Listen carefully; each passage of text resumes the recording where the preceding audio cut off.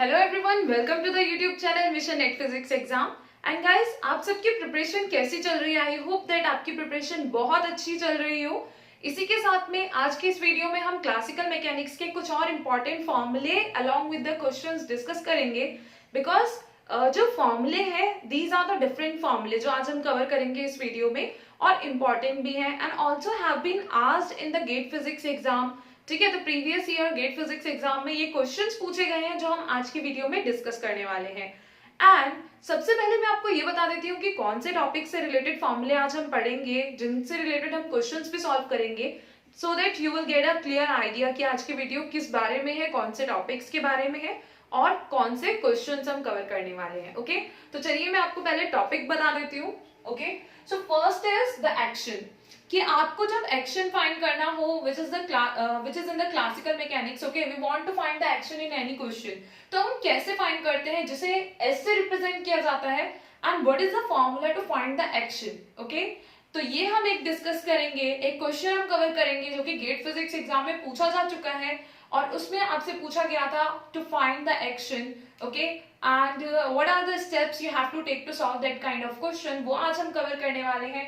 Next is if you are having two inertial frames, ठीक है, एक क्वेश्चन है जिसमें आपको दो inertial frames दिए गए हैं and at different times there are different events happening, तो एक आपका inertial frame है, दूसरा inertial frame है, उनके corresponding events को जो observe किया जाता है at different times, क्या क्या events को किस तरह से observe किया जाता है, वो सब आपको clearly बताया गया है क्वेश्चन में।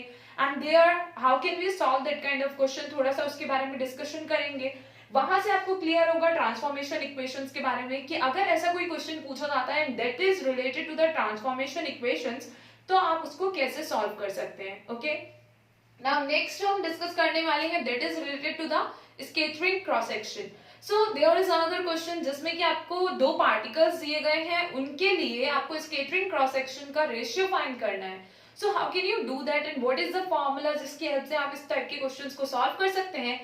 All these things will get clear to you after watching this video, and as I always say that कि आप जब एक क्वेश्चन सॉल्व करते हैं, उस क्वेश्चन के साथ साथ आपका एक तो फॉर्मूला क्लियर होता है जो भी आप वहां पे यूज करते हैं to solve that particular question, उसी के साथ में द कॉन्सेप्ट जो कि उस क्वेश्चन से रिलेटेड कॉन्सेप्ट है, ठीक है, that also gets clear to you.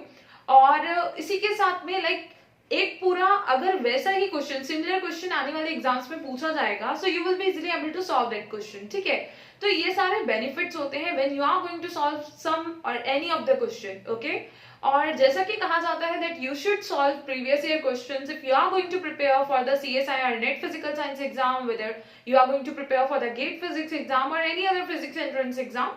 So that's why it is going to help you, because in this video we will cover the previous year questions of the GATE physics exam, which is also beneficial for you if you are going to prepare for the NET physics exam as well, because the syllabus for both the exams are same. Okay, तो चलिए सबसे पहला जो हमारा question है related to the action, we are going to discuss that question first of all, तो उसको हम डिस्कस कर लेते हैं so that the concept related to that question will get clear to you and the formula will also get clear to you. Okay, तो चलिए start करते हैं first question.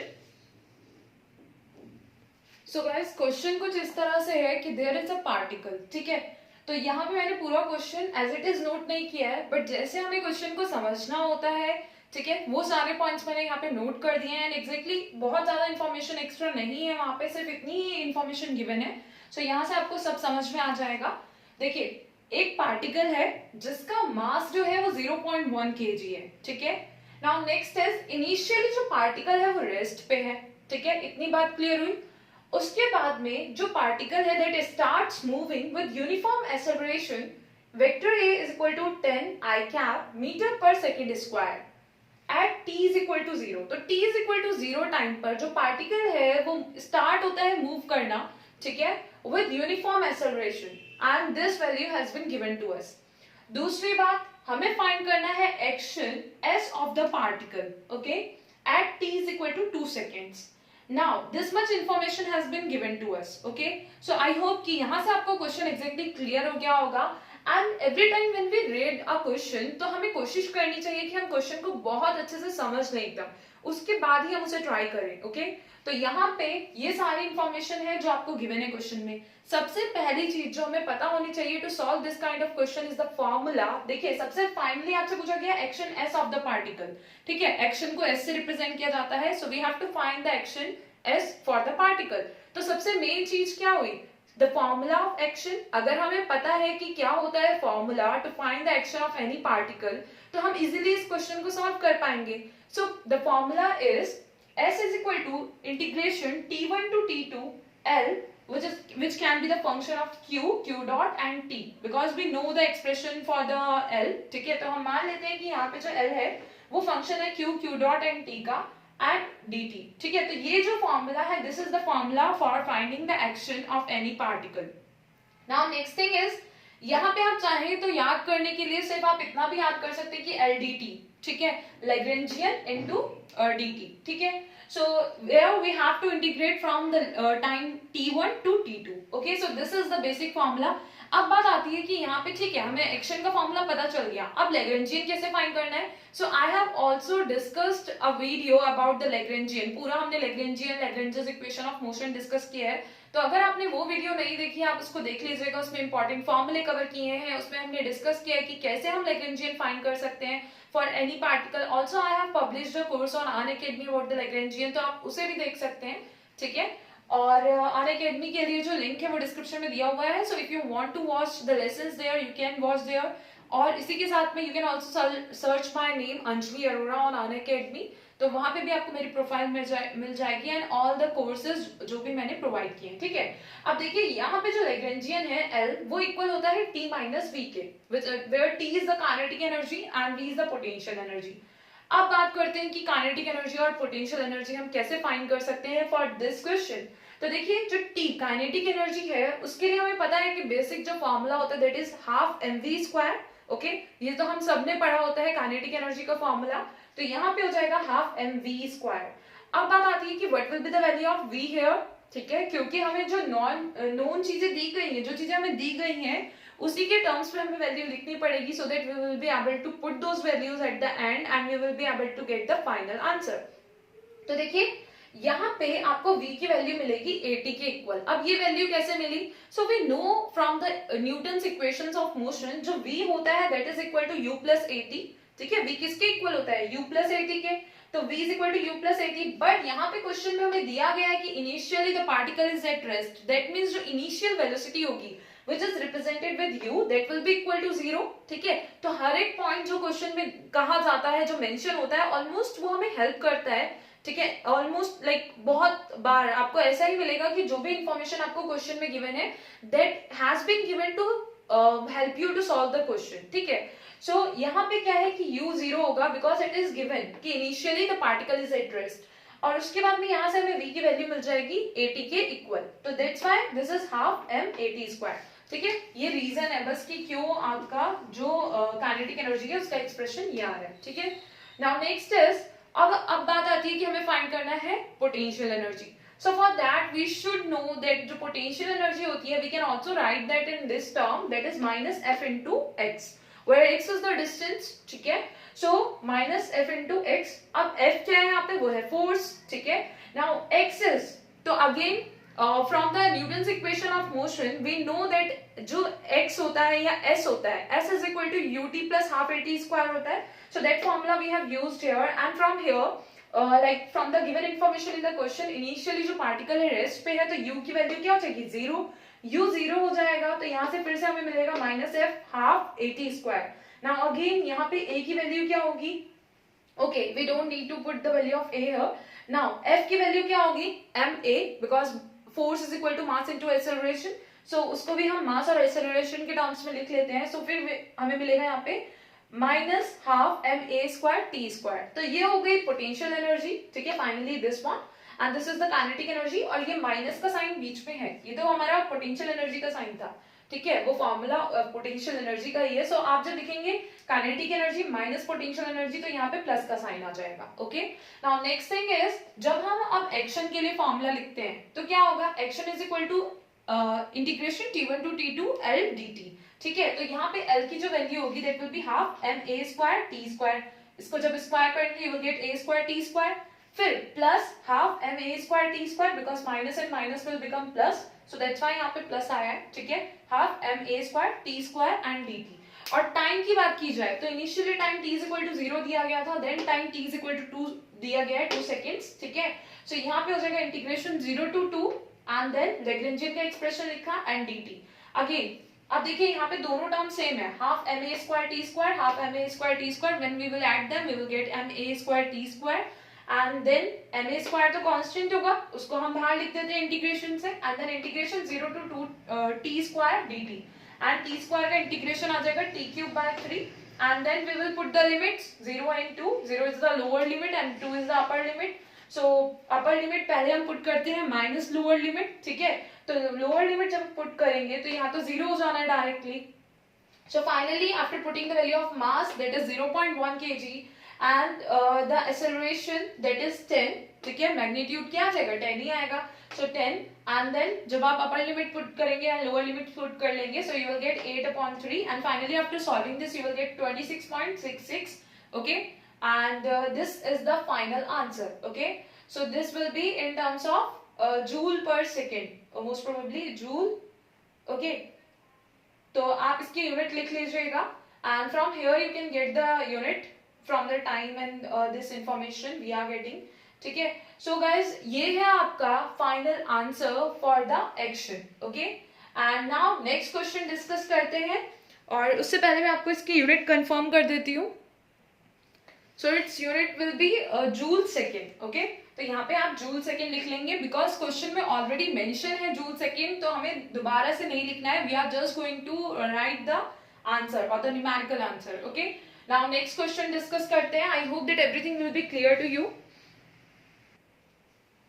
So guys next question is this one, जिसमें दो inertial frames दिए गए हैं and what is the question, थोड़ा सा उसको डिस्कस कर लेते हैं, then we will move to the answer, ठीक है। तो देखिए यहाँ पे एक इनर्शियल फ्रेम है एस फ्रेम और दूसरा इनर्शियल फ्रेम है S dash frame. S frame में दो इवेंट्स हो रहे हैं, ठीक है, और वो सेम टाइम पर हो रहे हैं, ठीक है, at the positions x1 is equal to 0 and x2 is equal to 0। अब क्या होता है कि यहाँ पे एक ऑब्जर्वर है जो इन दोनों इवेंट्स को देख रहा है at the same time and these are the positions of the events. अब क्या है, दूसरा जो इनर्शियल फ्रेम है S dash frame, that frame is moving with velocity v with respect to the s frame और पॉजिटिव x एक्सिस के along ये move कर रहा है, ठीक है, जो s डैश फ्रेम है that frame with respect to s, okay। now next thing is जो s डैश फ्रेम में ऑब्जर्वर है that also observes these two events, but कब ऑब्जर्व करता है, किन पोजीशंस पे ऑब्जर्व करता है, तो ऐसा माना जा रहा है कि वो जो ऑब्जर्व करता है, ठीक है, दोनों इवेंट्स को वो t1 डैश और t2 डैश टाइम्स पर ऑब्जर्व करता है, ठीक है, एक को t1 डैश और एक को t2 dash. Now next thing is कि जो इवेंट t1 डैश पर वो ऑब्जर्व करता है that is at x1 dash position and जो t2 डैश पर t2 डैश टाइम पर ऑब्जर्व करता है that is at x2 dash position, ठीक है। तो उसके अकॉर्डिंग जो s डैश फ्रेम में ऑब्जर्वर है उसके अकॉर्डिंग ये पोजीशंस हैं for the events at different times. So I hope that question clear हो गया होगा।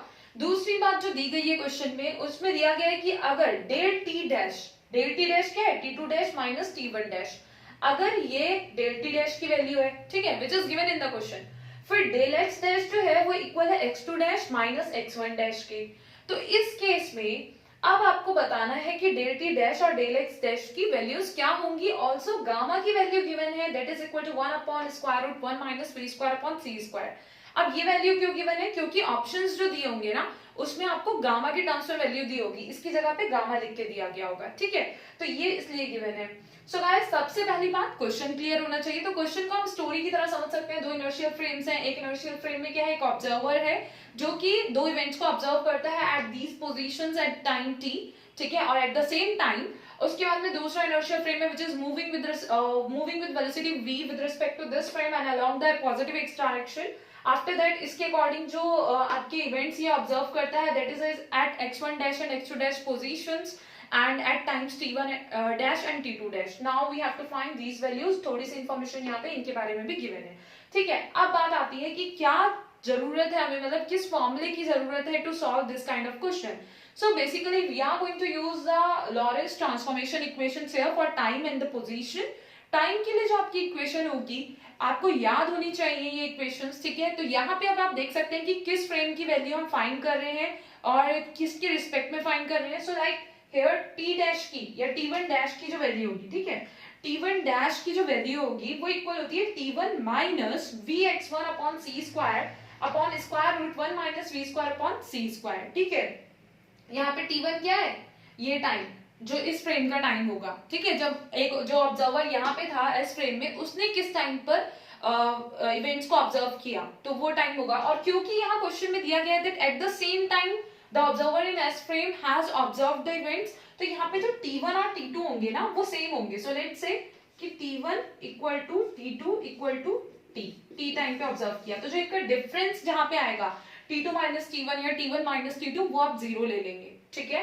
नाउ नेक्स्ट थिंग इज यहाँ पे जैसे हमने T1 डैश का फॉर्मूला लिखा है, इसी तरह से आप T2 डैश का फॉर्मूला लिख लेंगे। वो क्या होगा, वो होगा T2 minus Vx2 upon C square upon square root 1 minus V square upon C square, okay. So आप फॉर्मूला याद कर लीजिएगा। Also you should have a look for the formula from the books as well, थोड़ा सा आप verify जरूर करें जब भी आप कोई फॉर्मूला पढ़ते हैं, and then try to memorise the formula after that, ठीक है। पहले आप खुद चेक कर लीजिए from 1 or 2 books, because कई बार बुक्स में भी प्रिंटिंग मिस्टेक हो सकती है। So check the formula and then memorize them. Now next is x1, जो पोजीशन के लिए वैल्यूज होती हैं, ठीक है, ट्रांसफॉर्मेशन इक्वेशंस क्या है, तो x1 डैश की जो वैल्यू होगी that will be equal to x1 minus vt upon square root 1 minus V square upon C square, जहां पे जो t है that is the time for this frame, okay, and this is the position according to the observer in s dash frame, okay, कि first event की position क्या थी, this one, ठीक है। और यहाँ पे टी मैंने आपको बता ही दिया कि T1 equal to T2 equal to T हमने कंसीडर किया for this frame, okay. And after this अब आप क्या करेंगे, आपको क्योंकि फाइंड करना है डेल टी डैश और डेल एक्स डैश की वैल्यूज, तो हमें पता है कि डेल टी डैश जो है वो इक्वल है T2 dash minus T1 dash के। यहाँ से हमें T2 डैश T1 डैश की वैल्यू मिल जाएंगी, we will subtract these values, और 1 upon square root 1 minus V square upon C square की जगह आप गामा पुट कर देंगे, उसको कॉमन ले लीजिएगा। एंड आफ्टर दैट जहां पे आपको T2 माइनस T1 मिलेगा, पुट जीरो देयर बिकॉज वो सेम टाइम पर अकर हो रहे हैं इवेंट्स, ठीक है। और नेक्स्ट यहाँ पे अगर बात की जाए आपको मिलेगा x2 minus x1, because here del x dash is equal to x2 dash minus x1 dash, तो x2 माइनस x1 मिलेगा। x2 माइनस x1 का मतलब क्या है कि d minus zero, because x2 की वैल्यू d दी गई है, x1 की वैल्यू जीरो, तो यहाँ पे d माइनस जीरो आपको मिल जाएगा d, and then simply you can solve this, okay, and you can find the answer after subtracting the values and try to like verify the formula as well। और बाकी के भी जो फॉर्मूले हैं आपके इनिशियल फ्रेम से रिलेटेड, ठीक है, तो वो आप पढ़ें, उनको भी आप याद कर लीजिए, because we don't even know कि कौन से फॉर्मूले से रिलेटेड क्वेश्चन पूछा जाएगा। So we should be ready always to solve any of the question, सारे फॉर्मूले हमें याद करने चाहिए, ठीक है। और जितने पढ़ रहे हैं हम उसको तो आप कर ही सकते हैं, एटलीस्ट क्वेश्चन के साथ साथ और अच्छे से प्रिपेयर हो सकता है। अब एक और क्वेश्चन है, उसको जल्दी से कवर करते हैं, ठीक है। So guys other question is this one, जो आपका गेट फिजिक्स एग्जाम में पूछा जा चुका है, एंड अभी तक हमने जितने भी क्वेश्चंस कवर किए हैं इस वीडियो में, all the questions have been asked in the GATE physics exam, okay. तो ये वाला जो क्वेश्चन है, protons and alpha particles of equal initial momenta are scattered off a gold foil in a Rutherford scattering experiment. The scattering cross section for proton on gold and alpha particle on gold are sigma p and sigma alpha, ठीक है, respectively. So sigma alpha upon sigma p is equal to question mark. So it is like यहाँ पे आपका gold foil, ठीक है, तो यहाँ पे आपको फाइंड करना है स्केटरिंग क्रॉस सेक्शन का ratio for the alpha particle and for the for the proton and for the alpha particle, okay। so यहाँ पे हमें फाइंड करना है sigma alpha upon sigma P. अब बात आती है कि हम कैसे फाइंड करेंगे, और कुछ पैरामीटर्स तो हमें क्वेश्चन में गिवन है नहीं, सिर्फ इतना ही बताया है कि यहाँ पे अल्फा पार्टिकल है और प्रोटोन है, ठीक है। तो क्वेश्चन को एक बार अगर अच्छे से समझना चाहें तो हम इस तरह से समझ सकते हैं कि प्रोटॉन्स और अल्फा पार्टिकल्स जो हैं, जिनकी जो इनिशियल मोमेंटा है दैट इज इक्वल, ठीक है, so they are having the equal initial momenta and they are scattered off a gold foil in a Rutherford scattering experiment। तो वो क्या होता है, gold foil में they scattered off, okay, in this experiment, that is Rutherford scattering experiment। अब the scattering cross section for proton on gold and alpha particle on gold are sigma p and sigma alpha। जो scattering cross section है ना, proton के लिए और alpha particle के लिए, तो वो है सिग्मा पी और सिग्मा अल्फा। अब हमें फाइंड करना है इनका रेशियो, तो उसके लिए आपको एक फॉर्मूला पता होना चाहिए, दैट इज कि जो स्कैटरिंग क्रॉस सेक्शन होता है वो प्रोपोर्शनल होता है एटॉमिक नंबर के स्क्वायर के, ठीक है। So scattering cross section is proportional to the square of the atomic number, that means sigma is proportional to A square. यहाँ पे हम ए से एटॉमिक नंबर को रिप्रेजेंट कर रहे हैं। नाउ नेक्स्ट थिंग इज, अब हमें फाइंड करना है sigma alpha upon sigma P, तो यहाँ पे आ जाएगा sigma alpha upon sigma P is equal to 2 square, क्योंकि अल्फा पार्टिकल के लिए जो एटॉमिक नंबर होगा दैट विल बी 2 और प्रोटॉन के लिए 1, so 2 square upon 1 square that will give us 4। Okay, so यहाँ पे अब देखिए, अब आप कहेंगे कि डायरेक्टली प्रोपोर्शनल था तो कैसे आपने रेशियो ले लिया, तो जब हम यहाँ पे प्रोपोर्शनलिटी का साइन हटाते हैं तो यहाँ पे एक प्रोपोर्शनलिटी कांस्टेंट आता है, और जब दोनों कांस्टेंट्स हम लेंगे, कोई भी कांस्टेंट ले लें हम, ठीक है, k लेंगे तो k इंटू ए स्क्वायर, सो k तो दोनों केसेस में सेम रहेगा, और दोनों केसेस के जब हम रेशियो लेंगे, ठीक है, for both the particles, so k and k will get cancel out, तो एक ही बात है, हम डायरेक्टली भी लिख सकते हैं इसलिए, ठीक है। So guys, this is the important formula जो आपको पता होना चाहिए about the scattering cross section, that how it is related to the atomic number of any particle. And guys, I hope that whatever formulae and the questions we have discussed today in this video will be clear to you. और जितने भी फॉर्मूले discuss किए, जितने भी questions discuss किए हैं, उनके steps and the concepts use in those फॉर्मूले, वो सब आपको क्लियर होने चाहिए। And if there is any doubt, let me know that in the comment section, ठीक है। और इसी के साथ में आज की इस वीडियो में बस इतना ही, and there are many important lessons and courses which I have provided on Unacademy, तो आप उनको भी देख सकते हैं, बिल्कुल फ्री लेसन्स एंड कोर्सेज हैं, लिंक मैं डिस्क्रिप्शन में दे दूंगी for my profile on Unacademy, तो उसके थ्रू आपको सारे कोर्सेज दिख जाएंगे, ठीक है, आप उस लिंक पर क्लिक करेंगे अगर तो।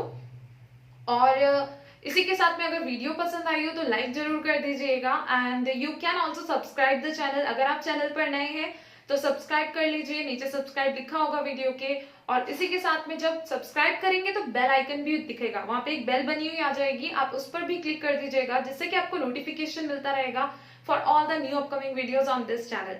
एंड अगर आपने पहले से सब्सक्राइब कर रखा है और आपने अपनी जो आपका यूट्यूब है उस पर आपने नोटिफिकेशंस ऑन कर रखे हैं, still you don't get the notification, तो आप देख लीजिए कि जो बेल बनी हुई है सब्सक्राइब के साथ में, सब्सक्राइब लिखा हुआ आ रहा होगा, अगर आपने पहले से सब्सक्राइब किया हुआ है तो उस बेल पर क्लिक किया है आपने या नहीं किया है, अगर नहीं किया तो बेल पर क्लिक कर लीजिए, ताकि आपको बाद में अब जब भी कोई नई वीडियो आएगी, ठीक है, इस चैनल पर, तो आपको उसका नोटिफिकेशन मिल जाए। Okay, so thank you very much for watching this video, and keep on watching all other videos on this channel, and thank you.